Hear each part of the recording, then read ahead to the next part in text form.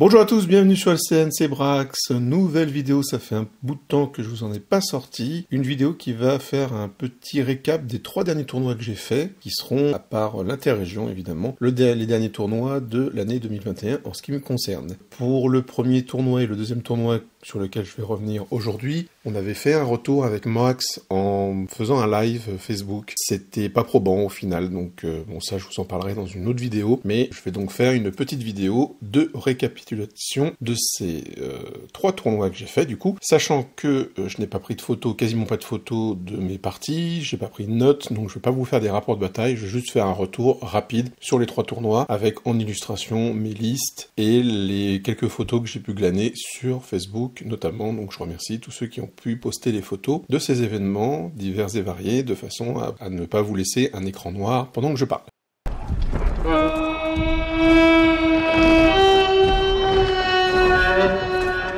On attaque avec un tournoi en Asgard, donc à Rouen, qui se nomme la Big Summer Bash numéro 1, qui est organisé par mon ami Seven. C'est un tournoi solo, 5 parties sur 2 jours, le format était de 5000 points, le supplément géant du 9e âge était obligatoire, il y avait un scénario spécial que j'ai eu le plaisir d'écrire, et il y avait un prix de peinture, mais qui n'était fait que par rapport à un géant, ou au géant que vous aviez apporté. Donc un tournoi qui se veut cool, qui se veut original avec ce supplément géant. Historiquement, enfin chronologiquement, je crois que c'est l'un des premiers tournois, si ce n'est le premier tournoi en France, à avoir mis comme ça le supplément géant en exergue, mais vous verrez que d'autres tournois l'ont fait également, en Suisse, et également en France, comme celui dont on va parler après. Donc c'est assez cool de voir que le supplément géant est autorisé dans pas mal de tournois, et même plébiscité, comme c'était le cas là, avec l'obligation de jouer des géants. Donc ma liste, je suis mené, donc je vais jouer Ogre évidemment, je suis mené par un Gretkan général, qui est Spine Splitter, qui a une paire d'armes, une armure légère, le Touch of Greatness pour avoir la force 6 native, le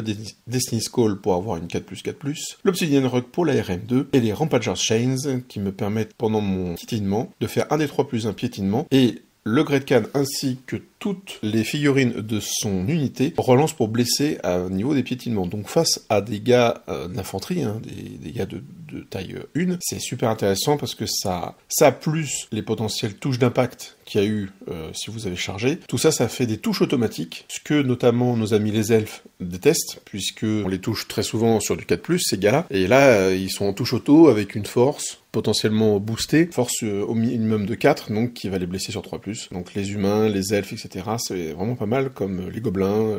La masse, en fait, n'aime pas ça. Et dans une Death Star, bah c'est quand même pas mal. Suis un chaman master du chamanisme, mon domaine préféré, en light armor Iron Fist pour pouvoir avoir la parade. Le Ritual Blood Letters, donc c'est un enchantement sur l'Iron Fist, ça lui permet d'avoir plus 1 CC off, plus une attaque, de faire des attaques magiques, et à chaque fois qu'il fait une blessure non sauvegardée, hop, il gagne un Vel Token, et c'est pas capé, donc c'est très très très fort. Potentiellement, après, le chaman, lui, il frappe pas non plus de folie, mais ça lui fait quand même 5 attaques de CC5, donc c'est quand même pas dégueu. La Ligurstong, évidemment, pour avoir le -1 en attaque sur toutes les filles et sur toutes les lignes d'attaque des unités ennemies qui sont en contact avec le chaman. La Magical Heirloom pour avoir le sort supplémentaire qui sera l'héréditaire, très fort l'héréditaire ogre, donc on le prend, on est content. Et on finit nos personnages avec un Khan qui sera la Bisbee, qui sera culte leader, donc pour pouvoir le faire à 18 pouces. Le flingue habituel, qui sera enchanté avec les Viper's Curse pour faire nos 4 attaques de tir qui touchent toujours sur 4+, quels que soient les modificateurs bonus ou malus, et qui sont bien sûr empoisonnés. Une armure lourde, la Flaming Standard pour pouvoir avoir les attaques enflammées sur la Death Star, le cas échéant surtout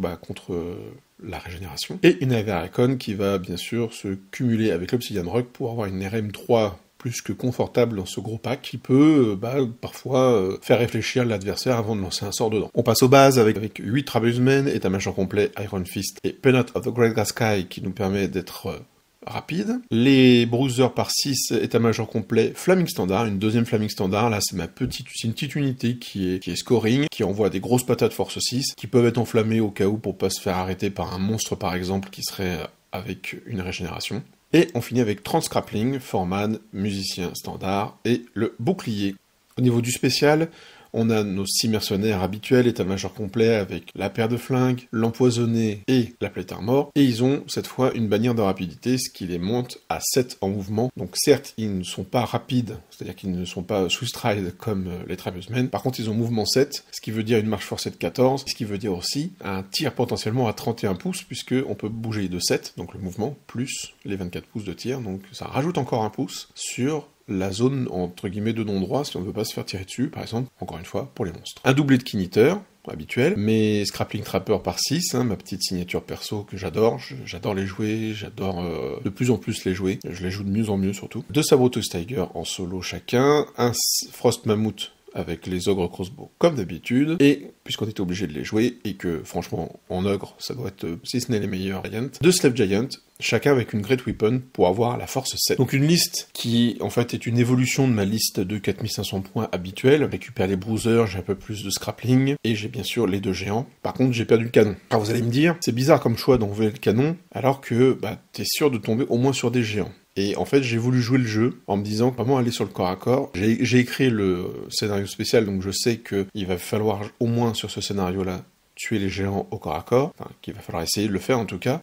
Reste que canon m'a beaucoup manqué pendant le tournoi, clairement. J'ai l'habitude d'avoir ce canon, j'ai l'habitude de pouvoir gérer les machines de guerre adverses avec ça, j'ai l'habitude de pouvoir gérer les cow-boys et ce genre de choses, et là il m'a clairement manqué. Alors je vais vous parler un petit peu du scénario spécial que j'ai écrit, donc ça s'appelle The Giant Bash, et donc l'objectif secondaire est remporté par le joueur qui remporte le plus de points de scénario. Jusque là, c'est normal. Et vous avez ce petit tableau qui, selon ce que fait votre géant, ou vos géants, puisque ce sont les géants qui vont engranger les points, vous allez gagner des points. Donc si un géant allié réussit une charge, plus 1 point. Si un géant allié fait rater un test de terreur, plus 1 point. Un géant allié ou plus fait partie d'un corps à corps gagné, plus 1 point. Un géant allié gagne seul un corps à corps, plus 1 point. Un géant allié éradique un opposant via son piétinement, c'est-à-dire qu'il le termine avec son piétinement, plus 1 point. Un géant allié rattrape un opposant, plus 1 point. Un géant allié reste en vie à la fin de la bataille, plus 1 point. Un géant allié est indemne à la fin de la bataille, plus 1. Ces points se cumulent. Donc par exemple, on a dit que si vous faisiez partie d'un corps à corps gagné, c'était 1 point. Et si vous gagnez seul un corps à corps, c'est 1 point. Donc en fait, si vous gagnez seul un corps à corps, vous avez le point parce que vous étiez seul et gagnant, et vous avez 1 point parce que vous avez gagné tout court. Donc ça fait déjà 2 points. Et bien sûr, tout ça se cumule avec les charges, avec le fait d'avoir rattrapé, etc. Donc vous pouvez monter très rapidement à 3-4 points sur un même géant dans le même tour. De plus, vous avez vu, il y en a certains qui sont marqués d'un petit astérix. Si la cible est un géant ennemi, les points sont doublés. Donc en fait, en cas de duel de géants, on double les points qu'on va récupérer la plupart du temps. Et cependant, pour penser un petit peu à ceux qui avaient des livres d'armée où les géants ne sont pas prévus et ou ne sont pas forcément très efficaces, puis il faut aussi penser au fait que les gens n'ont pas forcément des figurines de géants, surtout quand ce n'est pas dans votre livre d'armée de base, c'est pas évident de ramener un géant qui peut faire le taf. Donc, vous gagnez 1 point par PV de géant adverse que vous avez fait. Attention, pas les PV que lui perd par exemple en faisant un test de terrain dangereux. C'est pas ça, il faut les faire soi-même. Au corps à corps seulement, pour éviter que les gunlines défoncent les géants et gagnent le scénario et donc la partie comme ça. Donc voilà, donc vous voyez, à chaque fois que vous faites perdre 1 point de vie à un géant, vous gagnez 1 point. Si c'est un géant qui l'a fait perdre, vous gagnez 2 points. Si vous l'avez chargé, c'était 1 point, mais puisque c'était votre géant qui charge un autre géant, c'est 2 points. Donc vous pouvez très vite engranger des points supplémentaires. Et à la fin, celui qui a le plus de points, vous les notez au fur et à mesure sur la feuille, si vous jouez ce scénario. N'hésitez pas d'ailleurs dans les commentaires à me dire si vous l'avez joué, s'il vous a plu, si vous avez paru équilibré, si vous êtes amusé avec. Et du coup, il faut vraiment le noter au fur et à mesure. N'essayez pas de vous en rappeler. Vous faites des petits bâtons à chaque fois que action, que ce soit pour vous, pour votre adversaire, parce que vous pouvez gagner des points pendant le tour adverse, évidemment, pas vraiment à marquer vos nombres de points au fur et à mesure que vous les engrangez. On était 18, la nouvelle capacité maximale d'Asgard, ils peuvent avoir plus de gens, mais là on avait vraiment des tables espacées, on avait de la place, c'était vraiment très très bien. Donc je reviendrai un petit peu à la fin, mais de toute façon, les tournois en Asgard, vous pouvez y aller les yeux fermés. Franchement, je dis pas ça parce que Seven est un ami, mais vous pouvez franchement y aller les yeux fermés. Il n'y a jamais de fausses notes, c'est toujours très très bien. Jérôme, qui est donc le gérant de la boutique, nous accueille toujours très très bien. On y mange bien, mine de ça compte. Le Troll Dog, pensez au Troll Dog quand vous y irez, si c'est la première fois que vous y allez, prenez au moins un Troll Dog, vous verrez, c'est magnifique. On va passer un petit peu sur mes parties. Donc, vite fait, donc classiquement, quand je vais à Arnasgard, mon ami Cheveux y va également, et on se défie l'un l'autre. Donc en fait, on fait très souvent la première partie. Donc il est venu en ODG avec son armée qui est magnifique, et on était sur flag. Un peu compliqué pour moi, parce que lui, il a pas vraiment de flag léger, à part ses cavaliers, des cavaliers maraudeurs. Moi, j'ai mes bruisers qui sont un peu légers, mais c'est vrai que j'ai plus mes barrettes, et les scrappings sont par 30. Donc flag, qui d'habitude est un scénario où j'ai un peu de mal, du moins que c'est pas que j'ai un peu de mal, c'est que j'ai besoin de protéger mes flags très très faibles. Là, j'en ai plus vraiment. Plus faible, c'est les bruisers, je dirais, ou les 30 scrappings, mais il faut venir les chercher. La liste de cheveux, ce qui m'embêtait le plus, c'était Chosen Lord. Il avait un Chosen Lord sur char, de la paresse, qui était en 1+, 5+, de sauvegarde invulnérable, qui passait à rendu 6, à moins qu'il ait fait une longue charge. Enfin, c'était une horreur, ce truc, qui tape comme un sourd, et qui en plus annule les objets magiques au corps à corps. Il est entropique aura. Donc, ce qui veut dire que mon Great Khan, il a plus son invu à 4+, il a plus sa force 6 contre lui. Donc en fait, mon Great Khan se fait ouvrir en 2 par ce gars-là. Et je sais absolument pas comment le gérer, parce que j'ai plus de canon, rappelez-vous. Et quand bien même il aurait une 5+ de sauvegarde invulnérable, il a 4 points de vie, donc je peux difficilement le tuer je peux pas le tuer en un coup. Enfin, c'est très compliqué, voilà, il est très compliqué. Le seul truc, c'est qu'il avance que de 8, ou 7 même. Du coup, c'est juste ça, qu'il a pas de sort de mouvement ou quoi. Choisis le bord de table de souvenirs, et donc Cheveux peut tout poser pour commencer ce qu'il va faire, puisqu'il a pas envie de me laisser une phase de magie tir, et il veut me rusher au plus vite. Jusque-là, je le comprends complètement. Donc il se déploie complètement, et par contre il va faire ce qui s'est avéré être une erreur, au final. Mais c'est parce qu'il a pas particulièrement fait attention au fait que son Chosen Lord, je ne pouvais pas le gérer. Et en fait, il va le déployer sur ma droite, donc sur son flanc gauche. Alors pas totalement sur le flanc, mais disons, il est à peu près au 1/3 du bord de table de la largeur. Ce qui fait que moi, une fois qu'il s'est déployé, je vais faire un flanc refusé, mais de l'autre côté. Pour le laisser un peu dans la pampa, ce mec-là, il va devoir mettre, je dirais, 2, voire 3 tours avant de tenter une charge. C'est quand même la moitié de la partie. Donc, ça va me permettre de le gérer correctement. Donc la partie se déroule comme je l'espérais. J'arrive quand même à faire très mal à ces Chosen Knights, ce qui n'était pas évident sur le papier. Son gros pack de guerriers avec le Shrine, bon, ça aussi c'est difficile à arrêter. Donc lui il va bouffer des trucs en fait. Il va bouffer des trucs toute la partie, mais il va pas trop pouvoir avancer. Bon, il protège bien ses 8 cavaliers. J'arriverai pas à les prendre, je crois. J'envoie une bête, mais elle se fait défoncer très rapidement. Donc la partie se déroule super bien. Et à un moment, il y a son fameux Chosen Lord qui arrive et qui va charger ma Tribesmen. Je vais lancer un défi avec ma chamane. Ma chamane, elle est en parade, lui est en arme lourde, donc il a rien pour péter la parade. Alors j'ai pas les Ritual Bloodletter, bon c'est pas très grave, hein, mon but est pas de lui faire des dégâts, mon but est de le tanker. Donc je suis en parade. Et surtout, le tour où il me charge, j'ai l'attribut du chamanisme sur moi, donc il peut me blesser que sur du 5 et du 6, malgré sa force, qui normalement lui permettrait de me le blesser sur du 2. Donc il me touche qu'à 4, et il me blesse à 5. C'est plus du tout la même tisane, là, tout de suite. Hein. Et puis bon, il y a la masse de Tribesmen qui ramène un rang, qui ramène... Donc lui, il n'a pas de rang, il est sur un char, donc je vais être tenace extrêmement longtemps. Bon, il y a une touche d'impact qui partent dedans. Ça, malheureusement, je crois qu'il doit tuer un Tribesman. Et il tape sur la chamane et il va rien lui faire. Donc il va tester, il va réussir, ok. J'ai quand même ma bannière et j'ai ma grande bannière qui est dedans. Donc ça me fait quand même 3 points en réseau fixe. Et après, c'est que les combats. Alors après, moi, je le tape avec ma chamane, mais je lui fais pas grand-chose. Je crois que je lui fais...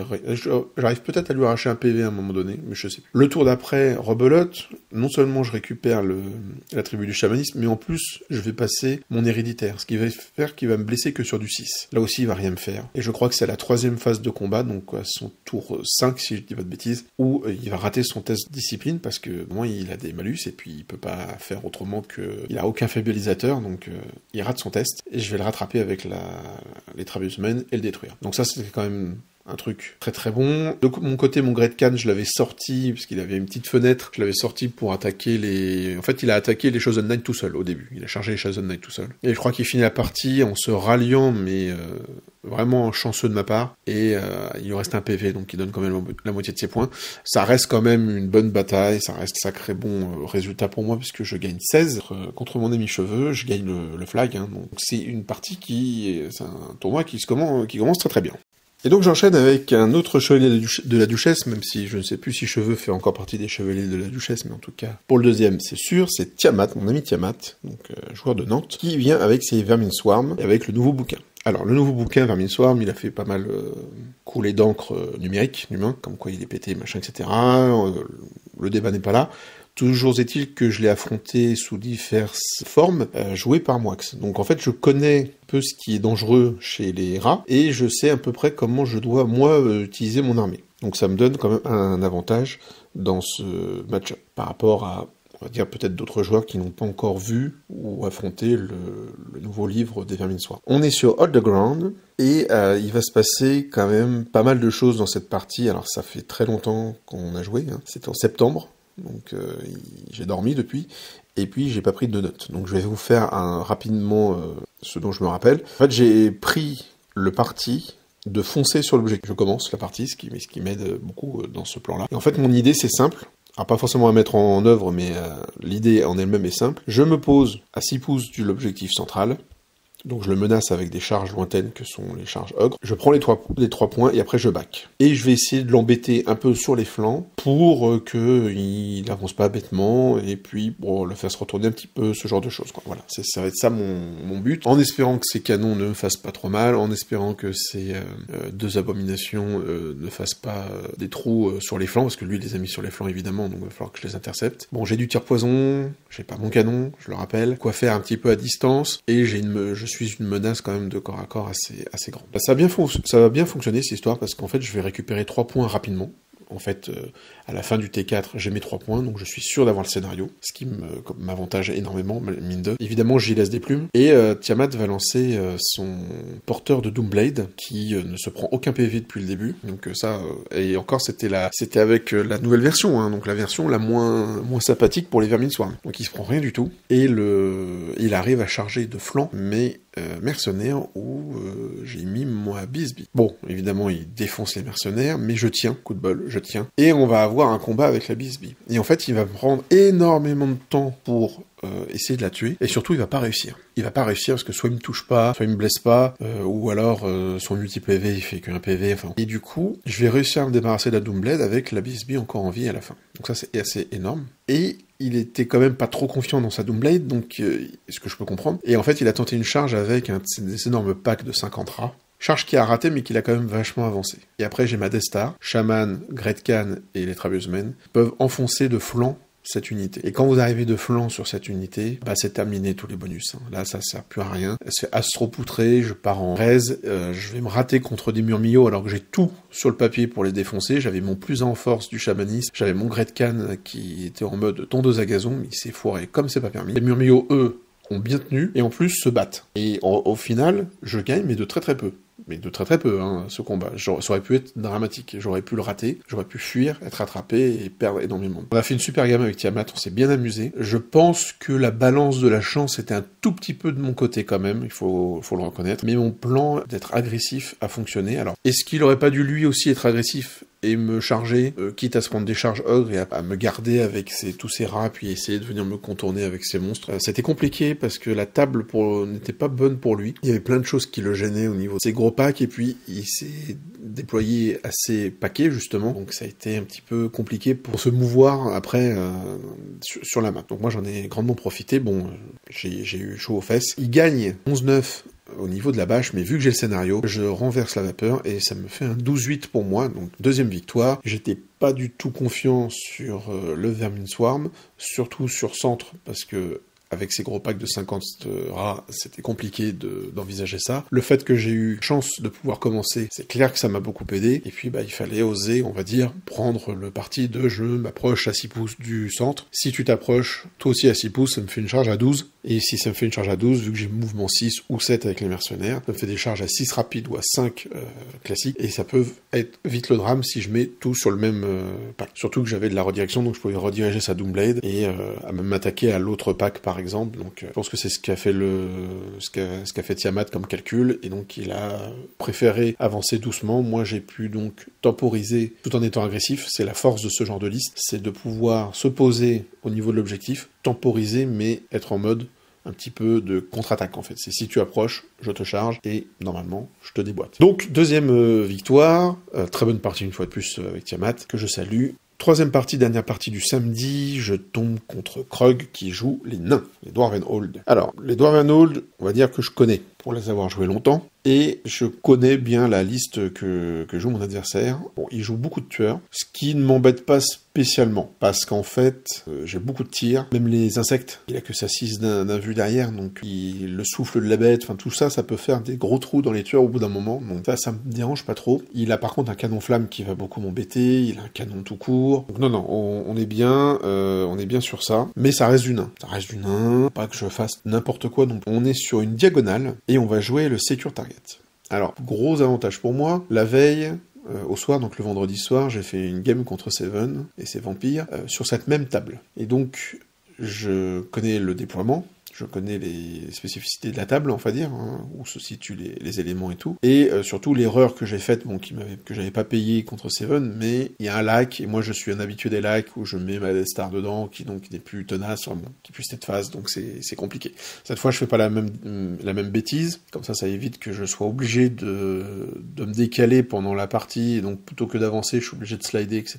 Là je fais une grande ligne, donc je choisis le côté de table, donc je prends le côté de table que j'avais la veille qui me plaît bien. Krug va tout déployer pour commencer, ça aussi c'est logique. Et moi je me déploie je fais une grande ligne en fait, avec tout le monde. J'ai vraiment tout le monde qui fait une grande ligne face à la diago, mais je suis pas à la limite de ma diago. Et pour vous dire, lui il a mis son canon dans un coin, dans le coin le plus éloigné possible de sa diagonale. Alors c'est pas nécessairement débile, parce que ça a quand même une grande distance, hein, le canon. Mais là, j'arrive à le mettre outrange. T1, donc il va être obligé de bouger, et avant qu'il soit à 30 pouces, donc à courte portée, bah normalement jamais. Au niveau des secure targets, moi j'ai placé mon secure target vraiment de mon côté, le plus proche possible de ma zone de déploiement, là où il y a une colline, où je vais mettre les mercenaires. Donc les mercenaires peuvent menacer grandement, avec une charge à 7 reroll, enfin à mouvement 7 relançable, peuvent menacer grandement toute tentative de prise de l'objectif, et j'ai mes bruisers qui sont derrière la colline qui vont pouvoir sortir de derrière la colline et aller prendre le secure target. Krug, lui, le met de l'autre côté. Donc en fait, quand il l'a mis de l'autre côté, au début, je me suis dit, ok, on va faire un no match. On va être chacun de son côté, on va se balancer des coups de canon et moi un peu de magie, et puis fin, et on va finir sur un 10-10, peut-être sur un 11-9 s'il y a un craquage en termes de prise de points avec les machines de guerre. Et en fait, pas du tout. C'est-à-dire qu'il va mettre son secure target là-bas, il va déployer son canon tout au fond, comme je l'ai dit, mais le reste, c'est sur la ligne de départ. Les tueurs sont sur la ligne de départ, le canon flamme, il est pas loin, et le roi, avec les autres personnages dans les Greybards, pareil, sont devant, donc ok. Il a aussi une grosse unité d'un balétrier qui est un peu plus en retrait, et donc moi, pour contrer ça, et jouer avec une maison qui est sur ma droite, je vais poser mes 30 scraplings, qui sont les seuls qui font pas partie de la ligne dont je vous parlais. L'idée, c'est que je peux pas le laisser juste mettre 10 guerriers nains au niveau de son secure target qui est vraiment de l'autre côté, bon, à part à moi, tranquillou piloum, quoi. Ça, c'est pas possible pour moi. Là, en fait, je vais mettre 30 scraplings qu'il va devoir gérer. S'il les prend, bah, ma foi, je m'en fiche, parce que c'est 230 points, youpi, c'est à peine une demi-tranche, parce qu'on, rappelez-vous, on a 5000 points. Donc, en fait, si je perds mes scraplings, je m'en cogne, mais tout ce qu'il va mettre sur le scrapling, c'est ce qu'il met pas autre part, ça le ralentit potentiellement. Et puis, il y a cette option avec les kiniteurs et avec les bêtes du chamanisme, bah, finalement, pourquoi pas d'aller nuller le scénar, voire de le gagner, à voir. Donc, ça va se jouer là-dessus. Je vais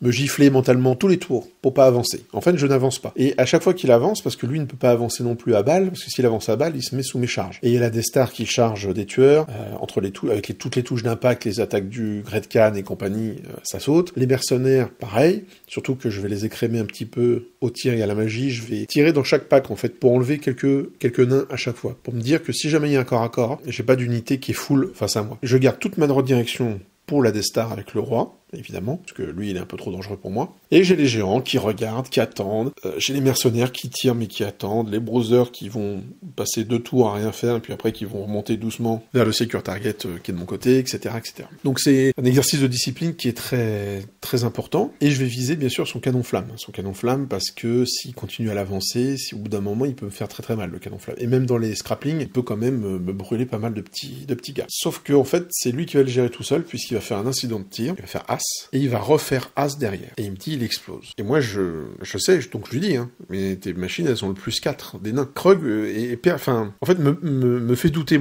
alors que, franchement, je les ai déjà joué, les canons flammes, bon, ça fait très longtemps, mais, et il prend son bouquin, il regarde, et il me dit, non, c'est bon, il explose. En fait, non, il explose pas. En fait, il fait pas 1. Normalement, le canon flamme, il y a un -1. Donc en fait, il fait 0, plus 4, donc il fait 4, ça veut dire qu'il ne tire pas pendant 2 tours. Je l'aurais géré certainement avec d'autres trucs, mais bon, c'est sûr que c'est une pièce importante. Je parle pas en points, hein, je parle vraiment par rapport à la partie de son dispositif en fait. Donc, mais de toute façon c'était ma cible, hein. Il allait se prendre des insectes, il allait se prendre des tirs de BSB dès que possible, enfin il fallait que je le tombe ce truc-là. Donc j'avoue que bon, c'est vrai que c'est un peu dommage d'avoir fait cette erreur pour lui, et je suis un petit peu gêné de pas être allé plus loin. Je lui ai dit 2 fois. Voilà, j'ai dit 2 fois que pour moi il explosait pas, mais il avait l'air d'être tellement sûr de lui. Donc voilà. Mon Krug, si tu écoutes cette vidéo, si tu regardes cette vidéo, encore désolé pour ça, parce que je pense que ça a pas mal joué malheureusement sur les... Le canon, alors le canon, comme on disait, c'était pas si déconnant de le mettre dans le fond. Le problème, c'est que le canon, je joue chamanisme et j'ai des kiniteurs. Donc en fait, le canon il va se faire bouffer par une bête, faire grand chose de la partie, puisque premier tour il a dû avancer et il ne tirait pas, et la deuxième tour aussi, puisque en reculant je m'étais mis encore une fois à outrange. Et alors là, on arrive dans les trucs un peu plus drôles encore. Donc j'ai mes 30 scraplings, ils sont sur la droite là, qui vont vers le secure target du nain, tranquillement, et les arbalétriers vont essayer de s'en occuper. Donc ça tire, machin, ça en tue, mais à chaque fois que je dois faire des tests, je les réussis, tous. Je suis à 7 reroll, pour le rappel, puisqu'il y a le Foreman. Et à un moment donné, il y a le petit Vengeance Seeker qui se ramène. Bon, alors lui il peut me faire tellement mal, tellement rapidement, mais j'ai pas le choix. Je peux pas avancer, le prendre de flanc ou de dos, donc je suis obligé de me mettre face à lui. Donc je me retourne face à lui, avec mon pack de Scrapling, qui a déjà perdu quelques gars sous les carreaux des nains. Et il y a le Scrapling Foreman, qui a, de base, des armes de jet. Contrairement à ses potes qui doivent choisir une option, donc soit arme de jet, soit bouclier, soit lance, lui il l'a de base, quelles que soient les options qu'on prend. Donc il a 2 tirs. Le Vengeance Seeker, c'est quand même Hard Target Distracting, c'est quand même 3 points de vie, et c'est en du 4, avec le 6+, un vu, des tatouages magiques des nains. J'arrive à lui faire un PV au Scrapling Foreman, déjà, et au tour d'après, quand il va me charger, défoncer quelques Scraplings, et je vais réussir à le tuer. Je vais réussir à tuer le Vengeance Seeker, ce qui est complètement aberrant, et du coup, non seulement je m'en débarrasse, mais en plus, hop, je peux me replacer pour aller chercher l'objet. Donc je m'amuse avec les kiniteurs, je m'amuse avec une autre bête du chamanisme qui apparaît, c'est un petit peu le bazar côté nain, et au final les Scraplings vont réussir à faire le touchdown et à tenir l'objectif. Alors il faut savoir que de toute façon, de l'autre côté, l'objectif je l'ai pris. Il y avait que 3 gardiens qui étaient là pour tenter de le prendre, et malgré des protections, malgré leur protection naturelle, et puis malgré la protection d'un champ, je leur ai fait très très mal à distance, et du coup ils ont dû dégager pour éviter de se faire fumer par les bruisers qui arrivaient. Donc je prends les 2 scénarios, je suis largement en avant les points, et ça me fait un deuxième 16-4 pour la journée. Donc moi je suis on fire, là je suis super content quand même, à 50 points en ce samedi soir. Vraiment très très cool. Avec les copains on se fait un resto, on est 13 à table, oui, 13 à table. Et on va dans un resto de Rouen, et passe une super soirée, vraiment comme d'habitude j'ai envie de dire. On rentre chez Seven, et on va discuter jusqu'à 4h du matin, sachant qu'on doit repartir à 7h le lendemain. Donc autant vous dire qu'on était frais comme pas permis avec le Moixou, et puis même avec Seven le dimanche matin. Le dimanche matin, on attaque avec le scénario spécial que je vous ai décrit en début de vidéo. Là, ça va être la part belle aux géants. Je l'ai pas précisé dans la présentation du tournoi, mais on est en Triskel. Ça, c'est quelque chose que fait souvent Seven, tout le temps d'ailleurs. Donc les Triskel, pour rappel, donc première ronde, on s'affronte selon les défis ou selon le hasard de l'appariement. Et après, il y a un tableau où est mis le nom des joueurs dans l'ordre de leur classement. Et on commence par celui qui est tout en bas, et qui peut défier jusqu'à 3 personnes au-dessus de lui. Comme ça lui permet de choisir le joueur, surtout de choisir le livre d'armée et l'armée qu'il va affronter, sachant qu'on connaît pas les tables, et qu'on connaît le scénario sur lequel on va jouer. Donc parfois ça peut être bien si on a un peu étudié les listes, ou tout simplement parce que vous avez jamais affronté de lézard, bon il y a un lézard qui est là, hop, vous l'affrontez, ça peut être cool. Ou d'affronter un joueur que vous aviez envie d'affronter. Ça vous permet normalement de viser un match-up qui est pas trop mauvais pour vous. Vous en avez 3.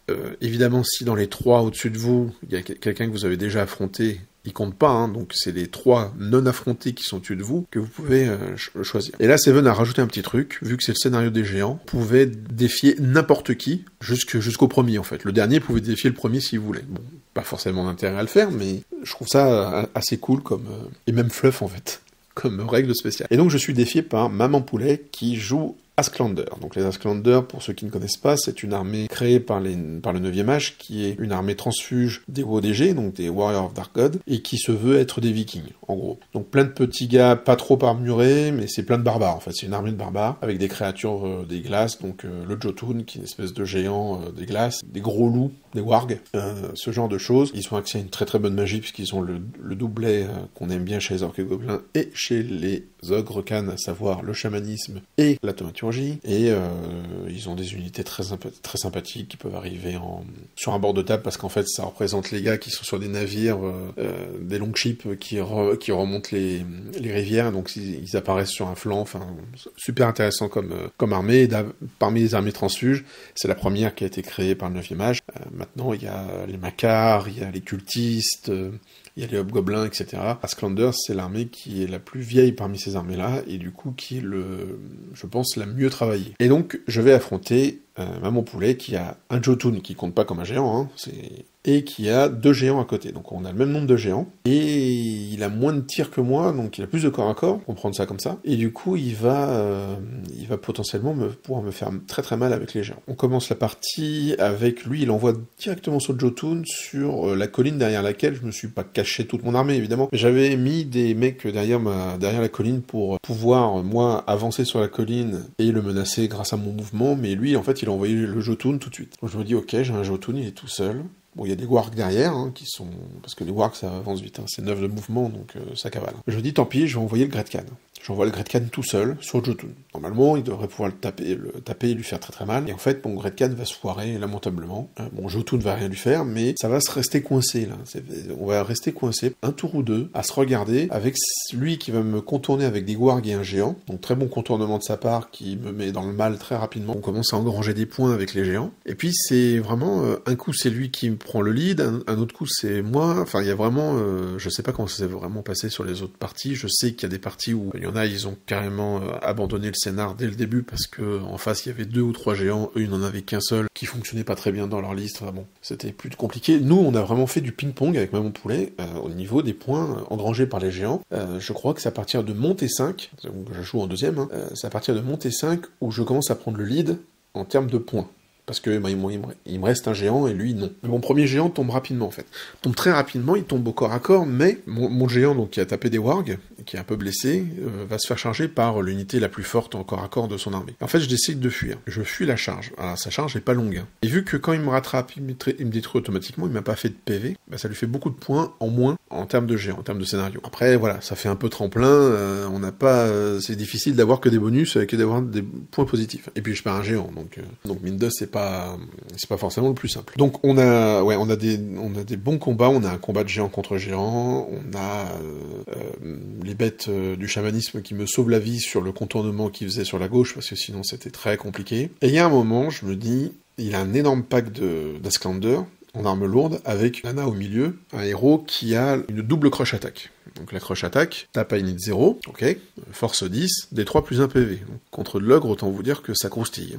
Et je me dis, si j'envoie les mercenaires là-dedans, la nana va leur faire tellement de dégâts que ça va être l'horreur. Donc je sacrifie mes bruisers. En fait, j'envoie mes bruisers en charge, parce que je vais lui faire les touches d'impact, et après je vais le moissonner en même temps que lui. Je sais que l'unité est perdue. Les bruisers vont se faire... D'ailleurs, ils se font tuer tout court. Je crois qu'il n'y a même pas de fuite, et je crois qu'ils se font éradiquer. Mais ils ont fait tellement de morts, parce qu'il y a même les piétinements qui sont à init 0. Tout est, en fait, à part mes touches d'impact, tout est à init 0. Donc en fait, je l'en défonce tellement que le tour d'après, lui, il tente une charge qui est qui est trop lointaine, mais heureusement qu'il la rate, hein, mais sur mes mercenaires, j'ai un tir de contre-charge.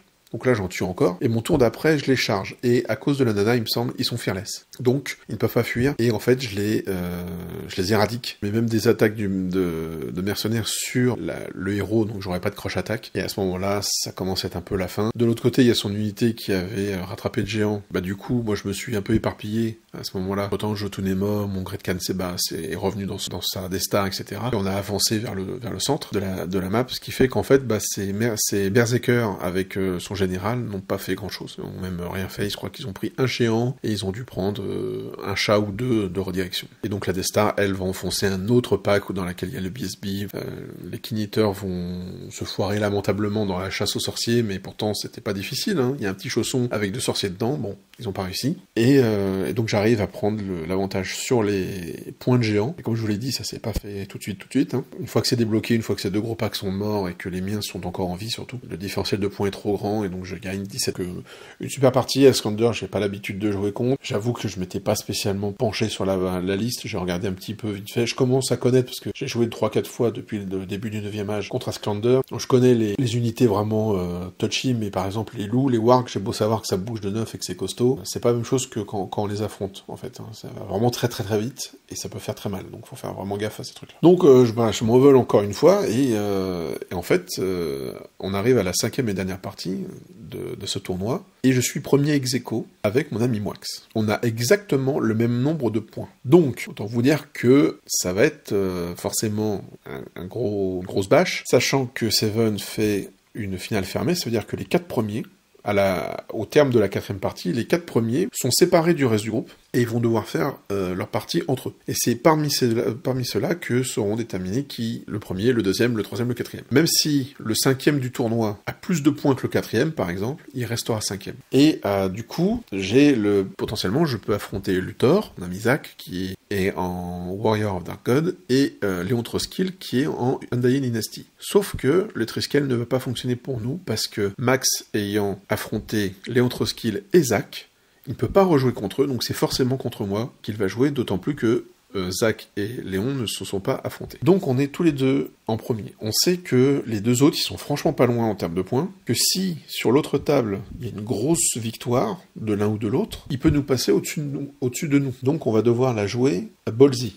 On peut pas se dire on la joue comme une première game de tournoi ou comme une game d'entraînement, etc. Là, on n'a pas le choix, il faut sortir les doigts et y aller. On n'a pas d'autre choix que ça. Donc on est sur Spoil of War, qui est un scénario qui m'avantage un peu. Max va tout poser pour commencer. Et en fait, il va se passer pas mal de choses. Bon, déjà, même si le scénario est plutôt bon pour moi, le match-up est compliqué, hein. Et Max, en fait, va avoir... Je vais pas dire qu'il a eu de la chance et moi de la malchance, mais disons que les mauvais jets sur moi et la bonne phase sur lui sont arrivés pile au bon moment pour lui. Je vais m'expliquer. Premier tour, par exemple, avec sa machine de guerre, il me fait rien. Mais au T2, alors que j'ai besoin vraiment de lui, il me sèche le mammouth avec la catapulte et le canon. Il fait un full touche, full blé, le nombre de points de vie qu'il faut en multiple, tout va bien. Bon, ok. Moi, j'ai fait une charge avec mes mercenaires dans ces lanciers, qui était nécessaire pour débloquer le truc dans l'idée d'aller vite. Enfin, d'aller vite, attaquer durement. Je vous rappelle, on l'a pas joué de la façon dont il aurait fallu la jouer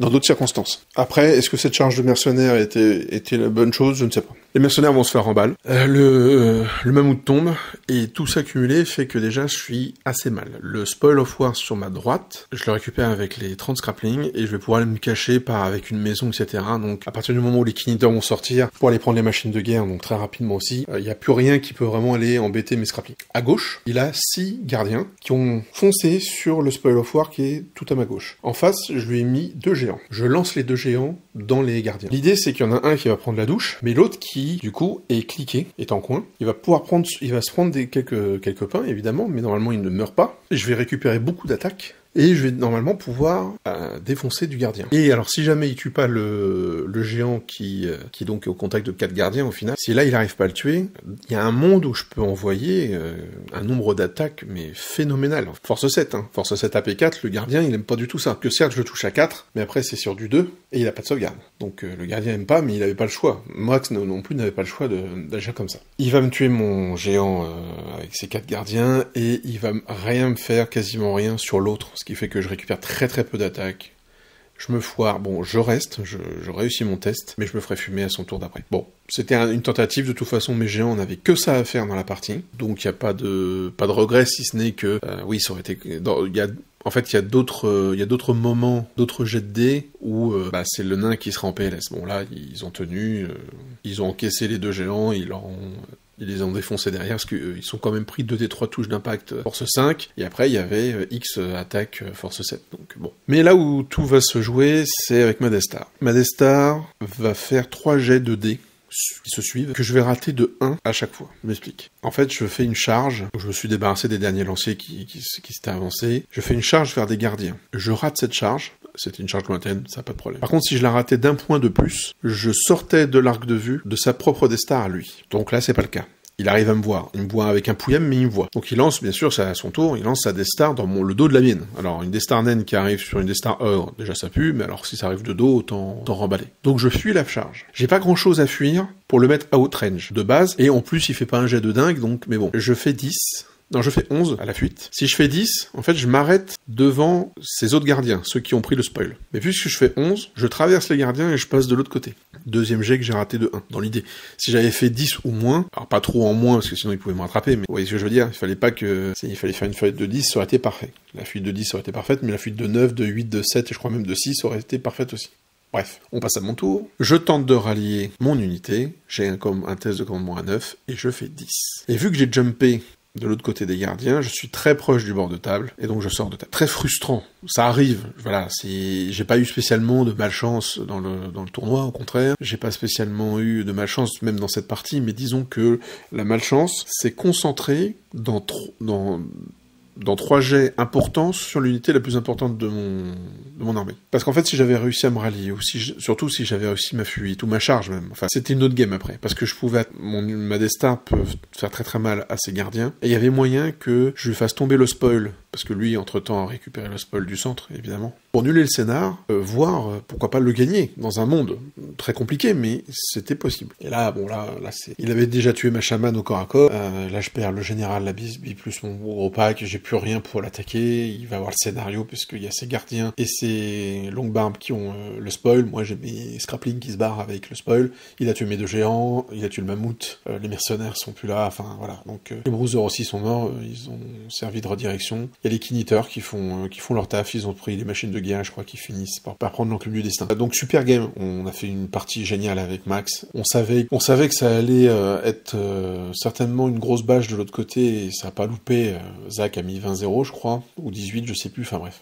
Et donc, nous, on devait gagner, mais on devait même gagner de beaucoup. Max, s'il gagnait 12, par exemple, j'ai plus les scores vraiment en tête, hein. Mais si, je crois que s'il gagnait 12 ou 13, ou moi, hein, d'ailleurs, et on se faisait quand même passer devant. Et du coup, donc, fin du tournoi, et Max remporte le tournoi, remporte Asgard, la BSB 1. Moi, je suis 3ème, Zach 2ème, et Léon Trotsky est 4ème. Je crois que c'est Cheveux qui est 5ème. Et mon exemple de tout à l'heure sur les Triskel se vérifie, puisque si je ne dis pas de bêtises, au final, Cheveux a plus de points que Léon Trotsky, mais vu que la finale est en finale fermée, on a Léon Trotsky qui reste 4ème. Donc super tournoi, super ambiance, super organisation, pré-orga, toujours nickel, l'organisation du jour J, toujours nickel. Les gens qui étaient là ont joué le jeu. Alors plus ou moins, je pense que Seven était un petit peu déçu qu'il n'y ait pas plus de géants spéciaux, parce que si vous regardez bien le supplément des géants, pour les armées qui ont de base des géants, donc les Ogre Khan, les Infernal Dwarfs, le Chaos, les Orques et Gobelins, etc., les Umbet, le supplément géant vous donne une option supplémentaire. C'est le même géant, mais avec une option supplémentaire, et je crois que personne n'a pris l'option supplémentaire. Mais pour prendre mon exemple, le géant Ogre est tellement fort, et tellement impressionnant avec les armes lourdes que voilà, moi je pouvais pas me permettre de ne pas le prendre. Donc on a fait, vraiment le tournoi était génial. À un moment donné il y avait tous les géants sur la même table, c'était vraiment super cool comme visuel quoi. En fait c'est top quoi. Tout le monde a joué le jeu, tout le monde était obligé de le jouer le jeu puisque les géants étaient obligatoires, mais voilà, c'est cool. Et puis mention spéciale à Croxy qui, si je dis pas de bêtises, lui c'est sûr, mais je crois qu'il est le seul, alors qu'il jouait Dread Elf, à ramener 3 géants.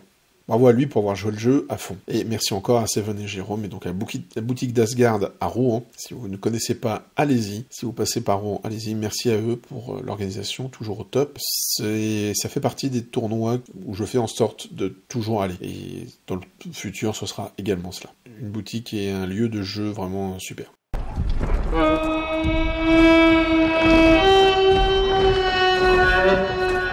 On passe au deuxième tournoi, qui était un tournoi sur un jour, à Joinville-le-Pont, organisé par le FBJ. Donc je salue tous les membres du FBJ qui nous écoutent. Donc un petit tournoi sympa en 4500 points, avec refus de liste. Donc les listes qui étaient jugées un petit peu trop costaudes étaient refusées, puis il fallait changer. Alors Bamnik, qui est l'organisateur, le patron du FBJ, qui expliquait, qui disait ta liste, je l'accepte pas parce que je trouve que, par exemple, 3 balistes chez le Welf, c'est un peu trop, si tu en avais que 2, ça serait bien. Donc voilà. Il aiguillait, hein, c'était pas juste un refus. Donc il y avait un prix de peinture, 4500 points refus, acceptation des géants, du supplément géant. D'ailleurs, certains ont joué le jeu. Je pense notamment à Scoob, qui est venu avec un géant. On a vu un géant Kingdom of Aquitaine, qui est d'ailleurs extrêmement puissant. Donc voilà, donc c'était cool. Une journée, 3 parties. Moi, je suis venu avec ma liste inter. L'idée, c'était d'essayer de voir d'autres match-ups. Et j'ai été servi, puisque sur 3 parties, j'ai eu 2 match-ups qui sont négatifs sur le papier. Et du coup, j'ai pu les tester. Mon premier adversaire, c'était Yann l'Elfe, qui jouait Dread Elf, avec une liste qui est pas la plus horrible, mais qui est quand même une liste qui tourne bien en ce moment. Donc c'était très intéressant de pouvoir jouer contre lui, voir comment fonctionnait cette liste. Moi, j'avais jamais joué contre Dread Elf. Mais jamais. Même l'ancienne version, pour vous dire. En 9ème âge, si, j'ai affronté le Dread Elf, mais le nouveau Dread Elf, je l'avais jamais affronté. Et il était temps. Donc, pour vous dire, j'ai vu qu'on a eu les listes et les appariements de la ronde 1 une bonne semaine à l'avance. J'ai contacté Benji, qui est le chef des TRC. Benji qui habite dans le sud-est de la France. Sur UB, on s'est fait une partie. Il a eu la gentillesse de me proposer, d'accepter, de tester la liste contre moi, comme ça que je vois un peu comment elle fonctionne. Bon, il dirait qu'on a fait que 3 tours, où il m'a clairement montré ce que pouvait faire la liste. C'était très intéressant pour voir les possibilités que je pouvais avoir, etc. Il m'a donné quelques conseils comment appréhender la partie. Donc on est sur un breakthrough, donc la percée, et donc on va faire... Donc Yann, je crois, ne connaît pas trop bien les ogres, et du coup, ce qu'il me disait, hein, c'est lui qui me le disait, et du coup, il me rush pas comme l'a fait Benji. Très bien, moi ça me va, ça me permet de temporiser, ça me permet d'attaquer un petit peu, etc. L'idée dans cette partie, c'est de faire je vais la perdre. Pour moi, je sais que je vais la perdre, mais par contre, je vais essayer de la perdre avec le moins de différence de points possible. Je me rappelle plus trop de comment ça s'est passé. Je dois vous avouer la partie. Je sais juste qu'on a raté énormément de charges faciles l'un et l'autre. Des charges à 5, des charges à 5, des charges à 6, des charges à 7 reroll, etc. Et en fait, on a dû très vite se donner toute notre redirection l'un à l'autre pour éviter les charges de l'autre. Mais oui, son Obsidian Guard, elle a raté 2 fois de suite une charge à 5 ou 6, vous voyez, c'est un peu compliqué pour le pauvre elfe. Et moi pareil, j'avais des charges à 6 ou 7 rapides avec la Destar ratées, les mercenaires ils tentent leur charge à 6 ratées, enfin bon, c'était un peu compliqué aussi. Et on finit avec mes deux flèches de Tribesman qui se retrouvent dans sa zone de déploiement. Et en fait, à son dernier tour, il va réussir à prendre les deux. Mais j'ai ma Destar qui a traversé. À un moment donné, il y a eu un créneau et j'ai pu sortir de ma colline et charger et vite m'éloigner pour éviter de me faire attraper par d'autres trucs. Je me suis reformé. Et pour moi, c'était bon, j'étais dans les 12. Donc j'ai fait une énorme erreur. Alors, je me cherche pas d'excuses, mais je suis arrivé 5-10 minutes en retard parce que problème avec pour pouvoir aller se garer, etc. Machin. Enfin bon, j'étais un peu fébrile. Je déteste être en retard. Mais bon, reste que je pourrais avoir la crève, je pourrais avoir passé une super mauvaise partie, ce qui est pas du tout le cas, etc., etc., etc. Toutes les excuses du monde, ou presque. À la fin, on est sur Breakthrough. Évidemment qu'il faut que je me mette d'accord avec mon adversaire avec la réglette sur la table en disant je suis dans les 12 pouces. Parce que du coup, Yann prend une réglette, pose la réglette sur le sol, et en fait, la réglette touche mon socle, mais n'est pas sur mon socle. Elle le touche, hein, c'est vraiment... c'est du Tetris, quoi. C'est-à-dire que je suis à 1 mm, à un réel millimètre, de prendre le scénar. Parce que je l'ai empêché de le faire, lui. Il n'a pas fait le scénar. Donc on nul le scénar, parce que personne ne le prend. Et du coup, il gagne 14-6. Alors que j'aurais pu la perdre 11-9. Et 11-9, enfin, la perdre 9-11, du coup. Et de l'avis des joueurs un peu plus expérimentés, comme Max ou Benji, j'en ai discuté avec eux, franchement, sur Breakthrough, avec ma liste contre cette liste, sortir un 9, ça aurait été vraiment très bien. Bon, là, je sors un 6. Ce qui est dommage, c'est que je suis content de ma façon, des décisions que j'ai pu prendre dans la partie, parce que les charges ratées d'un côté ou de l'autre, ça nous a forcé à chaque fois à revoir nos plans.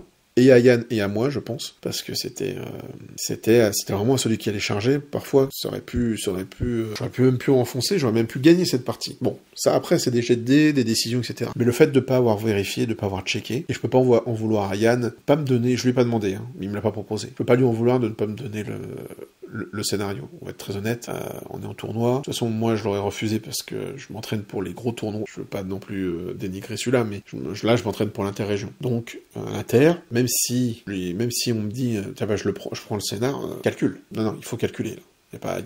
Faut mesurer. Voilà. Donc c'est dommage, mais c'est ainsi. En deuxième partie, je vais affronter une autre de mes Nemesis, qui est l'Infernal Dwarves. Et je vais jouer contre Tarbak. Là encore, l'Infernal Dwarves, nouvelle version, je l'ai pas affronté. Je la connais peu. Enfin, je connais mieux l'armée que pour le Dread Elf, mais je ne sais pas comment réagit mon armée face à la sienne. Même si, pour moi, je suis en négatif. Et en plus, on joue Capture the Flag.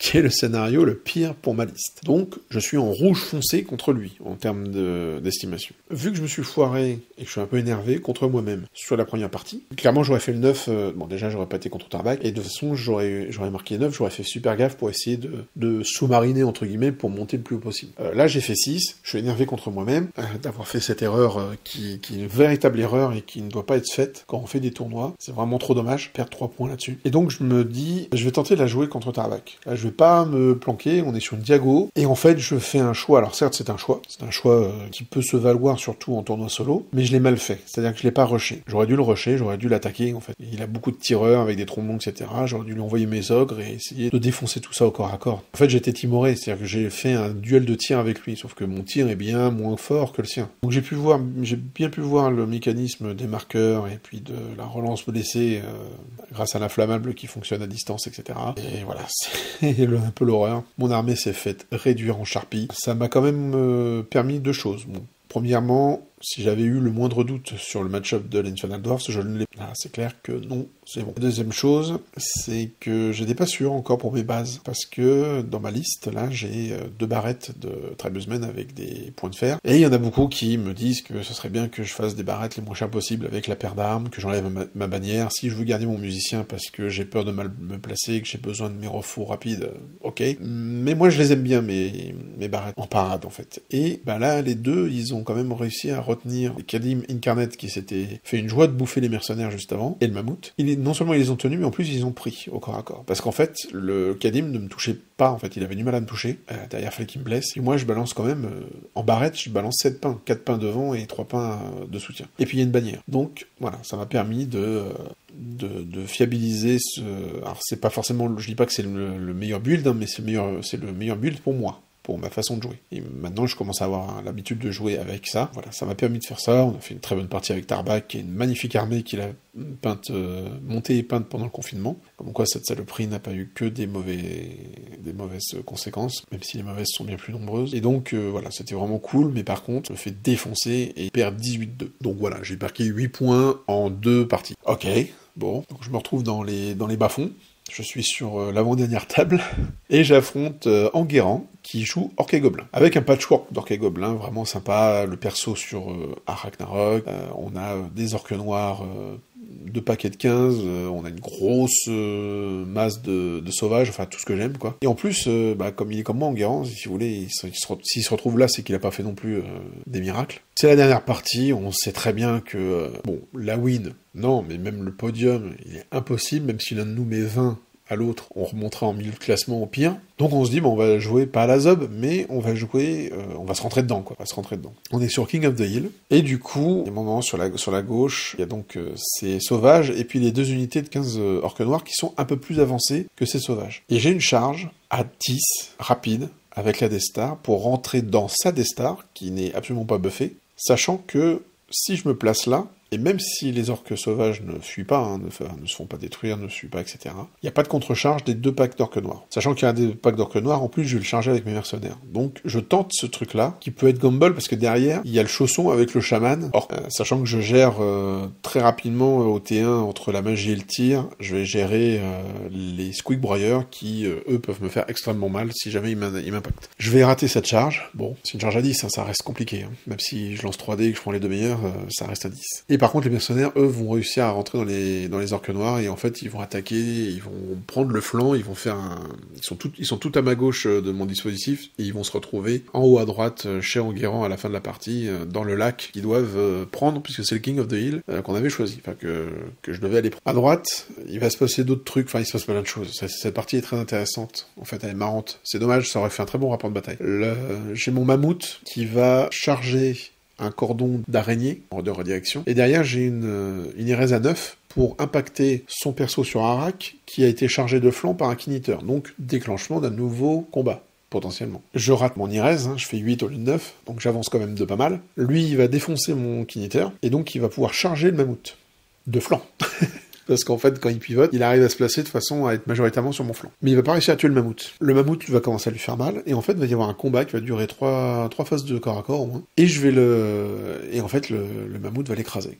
Alors après, le mammouth se fera tuer par la Great Green Idol, mais son pauvre perso sur Arak, qui s'était quand même pris un coup de canon avant, question de le calmer un petit peu, mais est tombé sur le mammouth. Mammouth, il m'a fait toute la game, parce qu'en plus, avec son aura, il faisait en sorte que je tape avant dans tous les sauts de combat, enfin, c'était l'horreur. C'était l'horreur pour Enguerrand. Sur la droite, il y avait 10 gobelins sur Squig. Je lui ai envoyé toutes mes 2 barrettes, l'une après l'autre. Il les a défoncées, alors que je pensais avoir, entre les touches d'impact et les nombres d'attaques, je pensais pouvoir l'écrémer un petit peu avec la première barrette, puis le finir avec la deuxième, par exemple. En fait, il les a défoncées toutes les deux, et c'est une bête du chamanisme qui apparaît dans son dos, qui lui souffle. Je fais un souffle que j'ai jamais fait de ma vie. Je crois que je fais 10 touches, et sur les 10 touches, je dois faire 7 blessures. Du coup, il en restait 5, non, il en restait 6, je crois, des Gnasher, Dasher, et ils dégagent tous. Voilà, donc on a eu plein de trucs comme ça. La Death Star, ce qu'il en reste, parce qu'elle a quand même traversé les orques sauvages, et je sais pas, j'ai peur de sa charge d'orque noir, alors que j'ai pas besoin d'en avoir peur. Et au final, je vais me retrouver avec les persos et la Death Star qui fuient à travers un infran qui est sur ma gauche. Ils vont se rallier, et en fait, je vais laisser mon champion, Tribesman, occuper les gobelins, parce qu'en fait, oui, je me suis fait charger par les gobelins des forêts de flanc. Et en fait, ils m'ont fait tellement mal. Il y avait tellement de bonus fixes que j'ai raté mon break test et j'ai fui. Il m'a pas rattrapé, fort heureusement. Et donc, il y avait son petit chaman de la thaumaturgie gobelin, qui poursuivait mes 3 persos en essayant de les tuer à coups de projectiles de sort 1 et du sort 6. En fait, j'ai pris des points de vie sur différents persos, mais j'ai rien donné de ce côté-là. On nulle le scénar parce que, vu que j'ai fait le combat, il y a une bande d'orques noirs après avoir tué les scraplings qui ont pu aller dans le champ que devait prendre Enguerrand. Et en fait, on finit la partie, il y a plus grand-chose sur la table, très honnêtement, il y a plus grand-chose. On calcule les points, on sait qu'on va annuler le scénar, on calcule les points, et c'est un 10-10. Tout ça pour ça. Voilà. Donc, je finis avec 18 points, donc 6 de moyenne, c'est risible. Alors oui, j'ai eu sur 3 parties, j'ai eu 2 Nemesis, qu'on soit clair. Le Dread Elf et l'Infernal Dwarves, pour ma liste, et même pour mon livre, je dirais, c'est très très compliqué. Clairement, la première partie, je perds 3 points. Contre Tarbac, j'aurais pu faire un flanc refusé, faire un bunker, et attendre qu'il avance, et essayer de lui prendre des points, charger au dernier moment, pour essayer de casser son avance ou quoi. Il y avait moyen que que je perde moins que 2. J'aurais pu chercher le 5-6 contre Tarbac. Là encore, on va dire 3 points de plus. Et contre Enguerrand, en fait, j'ai fait l'erreur de poursuivre les 2 derniers sauvages, plutôt que de me reformer face aux 15 orques noirs qui allaient bientôt prendre le scénar. Et en fait, en poursuivant les orques sauvages, je les prends, mais du coup, je me mets de flanc par rapport aux gobelins qui étaient loin. Il réussit une charge lointaine, un coup de bol à ce moment-là, tant mieux pour lui, et tant pis pour moi. Et du coup, voilà, j'ai été trop avide, parce que j'avais déjà les mercenaires qui étaient bien placés pour aller chercher le chausson avec le sorcier orc, c'est ce qu'ils ont fait. Et là, par contre, j'aurais pu largement la gagner. Je pense que j'aurais pu la gagner quelque chose comme 15.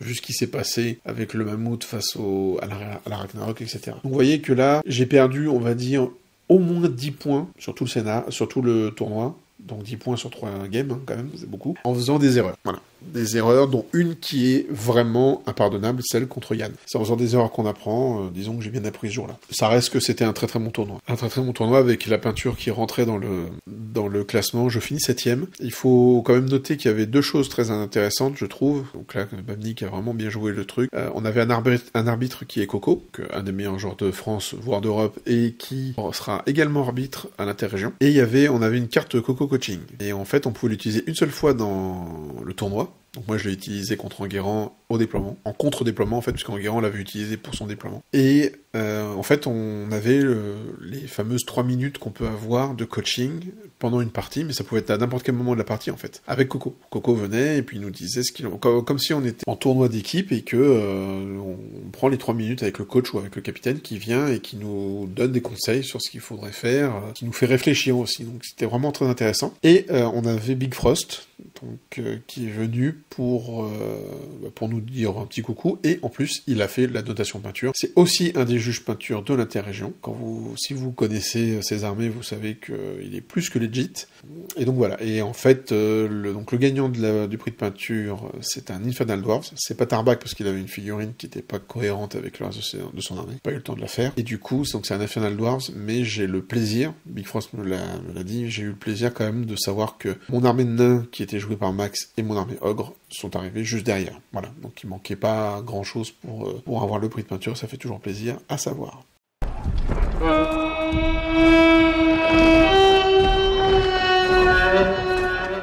Et on termine avec le troisième et dernier tournoi, lui aussi sur un jour, toujours avec la même liste que je vais jouer à l'interrégion, organisé par mon ami Moufy, donc les Résistants Battle, qui ralliait, on va dire, la Nation Home Gaming, qui se situe donc à Nation, comme le nom l'indique, enfin, quai de la Râpée. Ce sont des salles qui servent de cours pour du médical, mais qui sont, donc, c'est Manoué. Pour ceux qui le connaissent, c'est le président de la FEC, 40K. Il a aussi des liens avec AOS. Enfin bon, bref, il est très impliqué dans le wargame français. Et notamment, donc, cette association, Nation Home Gaming, qui met à disposition des salles et des tables pour jouer. Donc, je vous invite à aller voir sur le Facebook. Ils ont un Discord. Vous pouvez, c'est 30 € l'année pour faire partie de l'assaut. Et donc, on a eu Bouffi qui nous a organisé le premier tournoi depuis très longtemps, hein, en Ile-de-France, depuis la fin de la WAC Taverne. On n'avait pas organisé, on n'avait pas de salle, tout ça. On n'était que 12 joueurs parce qu'il y a eu pas mal d'annulations et puis peut-être pas une communication suffisante en amont. On est nombreux en Ile-de-France, mais il n'empêche quand même communiquer. Car il y a beaucoup de gens, enfin moi je sais qu'il y a beaucoup de gens que je connais, franciliens mais surtout dans les régions à côté, qui n'étaient pas au courant qu'il y avait ce tournoi. On regarde plus forcément T3 aujourd'hui, donc bon bref. Donc on était 12, c'est quand même cool. On va se jouer 3 parties. Là il n'y a pas de règles spéciales, il n'y a pas de prix de peinture, il n'y a rien. On est vraiment dans 3 parties classiques. Ce sont les derniers entraînements de nos listes pour l'Inter, en ce qui me concerne du moins. Et Bouffi a voulu être le plus juste possible, et donc il a fait faire les appariements de la ronde 1 au hasard total. Bon, bah le hasard a fait que je tombe sur Max. C'est la personne chez qui je peux aller très souvent, contre qui je joue le plus souvent. Bon, on se connaît par cœur, on connaît par cœur nos listes, puisque la liste que joue Max, il la joue depuis très longtemps. Moi, je l'ai affronté à de nombreuses reprises, je l'ai aidé à tester un petit peu quelques trucs, et moi, ma liste Ogre, c'est la base de la liste, c'est lui qui me l'avait donné, et on l'a étoffé ensemble. Quand je vous dis qu'on se connaît bien, on se connaît bien. Bon bref, c'est pas grave, on se fait une partie, tout va bien. On est sur Oldegrand, donc je suis Oldegrand contre la liste de Max, c'est compliqué pour moi hein, quand même. C'est pas fameux, mais lui non plus, on le sait, parce qu'on l'a déjà joué. On sait très bien que en gros, celui qui va commencer va se mettre à 6 pouces du centre, et l'autre va devoir prendre des risques s'il veut prendre le scénar. Je choisis le côté de table, donc vous comprenez bien que Max va pouvoir tout poser pour commencer, ce qu'il va faire, et du coup, le centre, je vais l'abandonner dès le T1. C'est-à-dire que je ne vais pas, à un seul moment, je ne vais pas essayer de le jouer, parce que je sais que je ne pourrai pas l'avoir. Et d'un autre côté, avec le nombre de scoring que j'ai et leur mouvement, Max, il est obligé quand même de garder des scorings près du centre, donc il peut pas non plus forcément envoyer sa Destar toute seule face à moi, etc. Et on sait, pour l'avoir déjà joué, que ma Destar contre sa Destar, c'est les dés qui vont parler.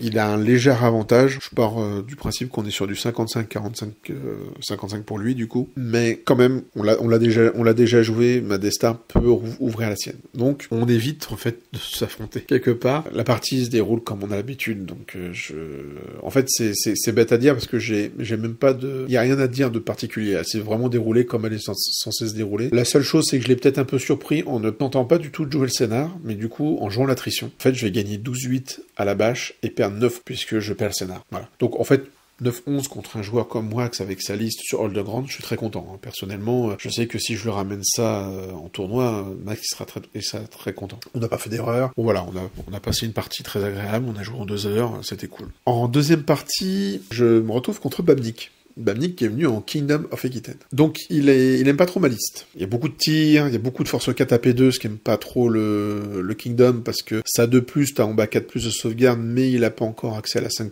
parce que ma force est de 4. Il y a du poison, machin, etc. Donc il aime pas trop. Et se déploie en premier, et il va prendre un parti pris, c'est de scinder son armée en 2. Il va vraiment se déployer que sur les ailes. On est sur Breakthrough. Donc oui, je suis tombé sur Aldebaran contre un nain, je tombe sur Breakthrough contre un Kingdom. Oh, on a de la chance, ou pas, hein. Bon. La partie va se dérouler assez bien. J'oublie de faire une charge T2. Mais au final, ça me permet de tirer sur ces Pégases. Enfin, c'est pas une charge... c'est une charge de mes mercenaires dans ces paysans. Je sais pas ce que ça aurait pu donner, mais j'oublie de la faire, tout simplement. J'oublie, j'ai tellement... en fait, j'avais un plan sur ma droite. Il fallait que je réussisse un test de marche forcée pour pouvoir faire ce que je voulais faire. Et en fait, j'avais tellement hâte de le faire, tellement hâte de savoir si je pouvais le faire ou non, que je suis passé directement à la phase de... Enfin, j'ai déclaré une autre charge, puis je l'ai faite. Puis après, j'ai fait mon test, bougé tout, puis je reviens sur la gauche, et là, je vois mes mercenaires, je fais « Oh, je les ai pas fait charger. » J'en parle pas à Bamnik, déjà parce que moi, je veux payer mes erreurs, et aussi parce que je veux pas non plus qu'il pense que c'était un oubli de ma part. Donc voilà, Bamnik, si tu regardes cette vidéo, oui, j'ai oublié de te charger. Mais bon, c'est comme ça. La partie se déroule, un coup, il prend l'ascendant, un coup, je prends pas l'ascendant, enfin, je le reprends, enfin, c'est très intéressant comme partie au final, sachant que j'aime pas Kingdom of Aquitaine, hein. Clairement, c'est une armée que je déteste affronter. Et là, il se passe une sorte de drame. On est à la fin de mon T5, c'est moi qui joue en premier. On est à la fin de mon T5, on est à mon T5. T5, je vais réussir à envoyer le char, donc mon canon, et les mercenaires dans les royaumes, avec les 2 sorcières qui sont dedans et qui sont la seule unité qui fait le breakthrough pour le moment. Donc normalement, vu que j'arrive à charger avec les 2, je suis censé l'ouvrir, hein, parce que il me manque un mercenaire, je crois, donc je fais quand même 22 attaques de force 5 AP2, empoisonné, plus les touches d'impact du canon, plus les quelques attaques du canon. Et lui, il est à l'arrêt, donc il va pas me faire grand-chose. Même s'il a beaucoup d'attaques, il va pas me faire grand-chose. Il y a moyen quand même que je lui fasse mal, et surtout après qu'il fuit, que je le rattrape, et puis c'est un gros bonbon, parce que il fait plus le breakthrough, et je prends une grosse unité qui coûte cher, plus 2 sorciers, dont une master, hein. Donc c'est pas non plus anodin comme charge. Donc disons qu'à ce moment-là, à monter 5, je gagne 14, je dirais, même peut-être plus. Bref. Bon, il m'arrête. Je fais rien, je me foire, je fais des as, des 2 de partout avec mes mercenaires, je fais une seule touche d'impact, évidemment, avec le canon. Bon, bref. À son T6...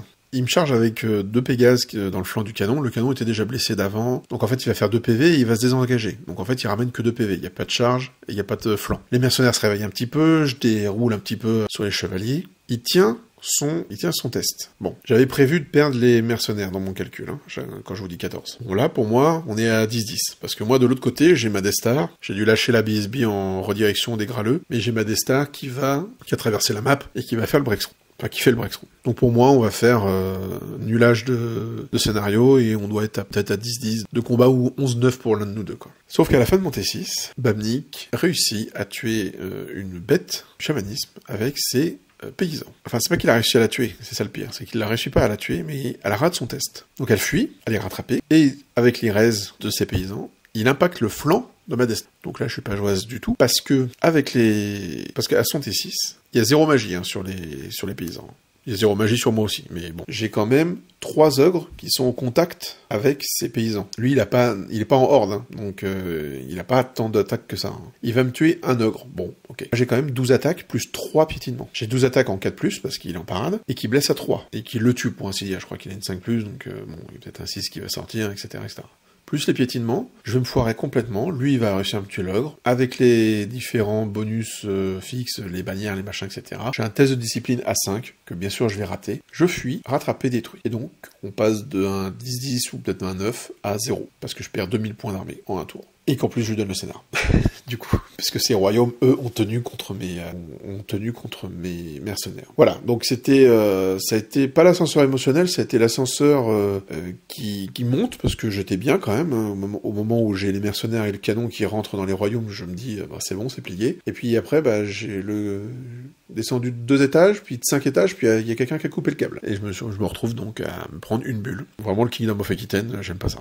J'aime pas ça. En fait, c'est l'idée de déploiement de Bamnik était très très bonne, et surtout, c'est trop rapide le Kingdom. En fait, les chevaliers peuvent être à un point et revenir à un autre extrêmement rapidement, en fait. Même pour l'ogre, c'est beaucoup trop rapide. Et donc, je finis avec mon ami Corax, en 3e partie, qui joue son Empire of Sunstall, donc 2e résistant battle de la journée. Donc, dernière partie, on est sur Spoil of War, donc un scénario qui me plaît bien. Et en fait, il va se passer des choses, elle est pas du tout représentative de notre match-up, cette partie. Là, clairement, c'est même pas moi qui ai eu de la chance, c'est Corax qui a eu de la malchance. On va dire que l'erreur principale qu'il a faite, et qu'il n'a pas protégé suffisamment, on va dire, sa backline. Et du coup, j'ai mes kiniteurs qui en plus arrivent l'un après l'autre, ils arrivent pas en même temps, donc c'est compliqué à gérer. Plus une bête qui a fait le taf. J'ai une bête qui a fait des allers-retours dans sa backline et qui a fini par rattraper des trucs, enfin bon. Déjà, elle arrive, T1, elle souffle sur ce canon feu d'enfer, et elle le tue. Je le tue au souffle quand même, hein, le canon feu d'enfer. Et à son T1, quand il va tirer au canon, il va le casser, il va faire as. Donc voilà. Déjà, ça met les choses au clair. Et puis, donc voilà, donc ça c'était vraiment l'erreur, et ça a permis de... Moi j'ai pu engranger énormément de points via ça. Bon, d'un autre côté, il y a ces personnages, notamment son bordel d'inquisiteur, à cheval, avec le général, en mode on est deux cow-boys, qui vont prendre les mercenaires extrêmement rapidement. Les mercenaires, ils auront peut-être fait un PV sur l'un de ses persos, et encore. Donc, fort heureusement, les mercenaires fuient, ils sont pas rattrapés, donc en fait, ça l'oblige à continuer à aller les voir, ils se rallient, alors ils peuvent pas tirer, mais du coup, faut qu'ils se fassent recharger, donc tout ça, ça fait perdre du temps à ces deux personnages, et moi, ça me permet de dérouler derrière. J'ai un peu de mal, mais j'arrive à me débarrasser du tank à vapeur, sauf que le steam tank, vu que, en fait, je me retrouve dos à son armée, en fait, quand j'affronte le steam tank. Et il a une charge à 10 avec sa Destar de chevalier. Bon, il y a deux persos en moins dedans, hein, mais bon, il y a toujours la BSB, si je dis pas de bêtises, et le prêtre. Donc c'est déjà pas mal, c'est de l'ordre de chevalerie, ça tabasse quand même sévère. Hein. Et là, la malchance de Corax apparaît, il lui fout un grand coup de poing dans la tronche, pendant sa charge, qu'il réussit. Bon, moi je suis mal, hein, parce qu'il arrive dans le dos de ma Destar. Hein. Et je vais juste récupérer 2-3 points, je crois que c'était 2 points de vie, du steam tank. Lui, il est en charge avec les lances de cavalerie, enfin, ça va faire très mal. Sauf qu'il passe par un muret. La cavalerie ne fait plus de tests par les murets. Sauf que, j'avais mis le piège de mes scraplings. Donc il fait des tests. Toute l'unité teste au moment du passage des murets. Il a 11 tests à faire. Il en rate 5. 5 as. 5 morts. 5 chevaliers qui crèvent sur ce muret qui maintenant a doublé de volume et donne des bonus phénoménaux à la protection. Hein. Il y a des chevaux et des chevaliers en armure qui sont plantés dessus. Donc déjà, ils arrivent à 6 plutôt que 11. Bon, voilà. Du coup, il a beaucoup moins de gouache dans mes ogres. Il est pas payé en retour, c'est-à-dire qu'il n'y a pas de la chance en retour au niveau du combat. Moi, par contre, j'ai quand même pas mal d'attaques, parce que j'en ai 12, hein, des attaques à lui balancer. C'est de la force 4 à P1. Il est en 1+ de sauvegarde, ce qui veut dire qu'il descend à 2+, ce qui veut dire qu'il faut, le toucher, ok, le blesser, d'accord, mais après, il faut qu'il sorte des as. Et il va en ressortir 4. Je sais plus combien de sauvegardes je lui ai fait faire. Mais en gros, sur une vingtaine de jets, il a quand même sorti, sur 18 jets, pour être exact, il a sorti 9 as entre les dégâts de terrain dangereux et les armures. Donc, il ne fuit pas. Mais moi, je défonce le Great Khan finit par défoncer le steam tank, je retourne mon unité, et puis bien sûr, à mon tour, je le dézingue, et on en parle plus. Et du coup, ça me permet de prendre énormément de points, même si j'ai perdu les mercenaires hyper rapidement, et je me retrouve à gagner 15-5, puisque je gagne le scénar également du Spoil of War. Donc voilà, mais comme je l'ai dit, c'est pas une partie représentative de notre match-up, jamais ça se passe, ça. Je veux dire, puis il vaut mieux que ça se passe dans un petit tournoi comme ça qu'à l'interrégion, puisque Corax y sera aussi. Ça me permet, moi, de remonter à 8 de moyenne pour ce tournoi. Donc, premier tournoi à Nation, premier tournoi organisé par Bouffi. J'en ai parlé avec lui, j'en reparlerai. Il y a des petits trucs qui font qu'on a été que 12, et on aurait pu éviter ça, mais c'est pas très grave, on a quand même... Moi, la première fois que je venais jouer à Nation Home Gaming, donc c'était vraiment cool. C'était vraiment cool de faire ça. Et puis, on va essayer d'en organiser plus des tournois là-bas, donc... Voilà, c'est une petite vidéo qui est un peu longue, je suis désolé, c'est pas très vivant en termes de visuel, j'ai fait ce que j'ai pu pour vous parler des 3 derniers tournois que j'ai faits, avec les souvenirs que j'en avais des parties, tout ça pour préparer l'interrégion qui va se passer donc à la fin de la semaine pendant laquelle j'enregistre cette vidéo, j'espère qu'elle sortira avant l'interrégion, et j'espère que ça vous aura plu malgré son format un peu spécial. Donc, je vous dis à très bientôt sur LCN, que le hobby soit avec vous.